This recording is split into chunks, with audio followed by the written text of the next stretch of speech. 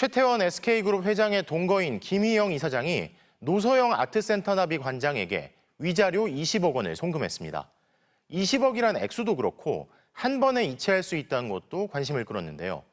그런데 생각해보면 산업재해 사망사고 같은 경우 법원은 많아도 위자료로 1억 원을 선고해왔는데 위자료 기준에 대한 논의가 더 필요해 보입니다. 구나영 기자입니다. 역대 최고 위자료 20억 원을 선고받은 최태원 SK 회장의 동거인 김희영 이사장. 항소를 포기하고 선고 나흘 만에 노소영 관장에게 20억 원을 단번에 송금했습니다. 하지만 실랑이는 이어졌습니다.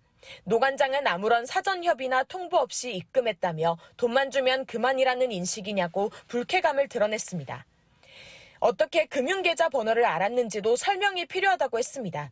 김 이사장 측은 소송 과정에서 계좌번호를 알았다며 돈을 보낸 건 판결을 존중하고 따르겠다는 입장이라고 했습니다. 이들이 주고받은 위자료 액수에도 관심이 쏠립니다. 최태원 노소영 이혼소송 항소심 재판부는 경제 수준과 소비 수준 등 사정은 정신적 손해배상 액수 산정에 고려돼야 한다고 했고, 이번 재판부 또한 설명 자료를 통해 재산 상태와 경제 규모를 반영했다고 했습니다. 20억 원 산정에 재벌이라는 이유가 참작된 겁니다.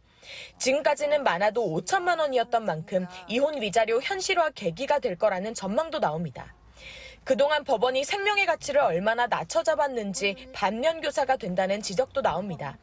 법률구조공단 홈페이지에 공개된 교통사고와 산업재해사고 위자료 산정 기준을 보면 아무 과실 없이 사망한 피해자가 받게 되는 위자료가 1억 원입니다. 한 가정을 파괴했다는 이유만으로 20억 원을 인정해 주는데 한 사업장에서 사실상 한 사람의 생명을 빼앗아 갔는데 그게 왜 1억이고 2017년 대법원 연구반은 교통사고, 대형재난 등의 경우 최대 6억 원까지 위자료를 물릴 수 있는 징벌적 요소를 반영했지만 산재 사망에 대해서는 별도의 기준을 내지 않아 기존 1억 원에 머무르고 있습니다. MBC 뉴스 구나연입니다.